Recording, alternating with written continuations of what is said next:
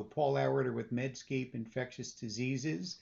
And I thought an update about COVID boosters would be useful, especially since the Food and Drug Administration has uh, now given emergency use authorization to newly formulated bivalent vaccines for SARS-CoV-2, incorporating BA4 and BA5 components along with the initial strain of SARS-CoV-2, which of course this is the first reformulation in since advent of the vaccines in December of 2020.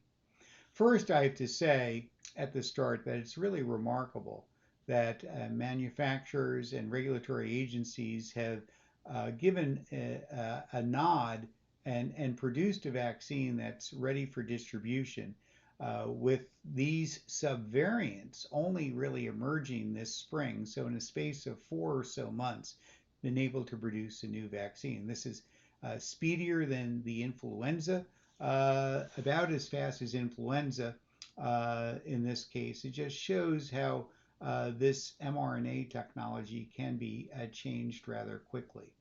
Now, there's been considerable debate whether a revamp vaccine is necessary. BA5 is still circulating and providing most of the sequenced infections that have been analyzed and seems to have plateaued, but we've been surprised before, and novel variants or subvariants have emerged that have some increasing immune invasiveness. And there's certainly a strain of thought that updating the vaccine would be useful. On the other hand, some proponents of sticking with the original set of vaccines point out that people that are boosted, especially if they're in higher risk groups and have fully up to date with 2 boosters, are very well protected against landing in the hospital, experiencing severe COVID-19 or death. And what we're seeing, of course, is still people in the hospital, people dying of COVID-19, but they often have significant health problems, comorbidities, are elderly or not immunized. So certainly when patients ask me, should I get immunized and when, I'll say first ask if they've ever had a booster, and then if not, that's probably the first priority. And of course, many people have been holding out for this updated vaccine and will probably be getting it in conjunction with influenza immunization. But I'd still say it's important as we don't know what this respiratory season will hold. Some modelers suggest that it could be another bad season, just like Omicron was last winter. That if you've only had a primary series or only 1 booster and you're in the higher risk groups whose time has passed, to important to go ahead and get that first or second booster. Now, these new boosters, the one from Pfizer is approved for ages 12 and higher, Moderna 18 and older. And you can get them 2 months from your primary series or your last booster. So people would qualify in these age groups. And we do know from a number of studies that boosting does give some short-term advantages. We know that especially against the BA4 and 5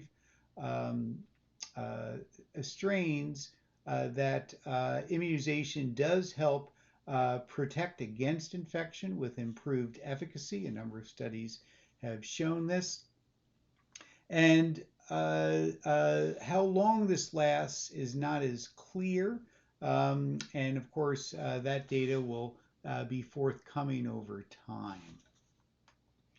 The other news is there is a new vaccine, the Novavax vaccine, a protein subunit booster that has emergency use approval. There is not yet a Novavax booster available, although that application is in front of the FDA. But patients have heard and asked about a bivalent SARS-CoV-2 and influenza vaccine. Indeed, Novavax has completed a phase 1 trial. They are in the phase 2 portion of this, and that is well tolerated and immunogenic, but I don't believe this will be ready for this respiratory season. So the focus will clearly be on the vaccines from Pfizer, Moderna for boosters. How this will be distributed and how fast it will be in pharmacies is likely soon. I fear that there is certainly some vaccine and pandemic fatigue, but I think it's important to motivate our patients, even if they've been immunized or have experienced COVID-19 illness itself.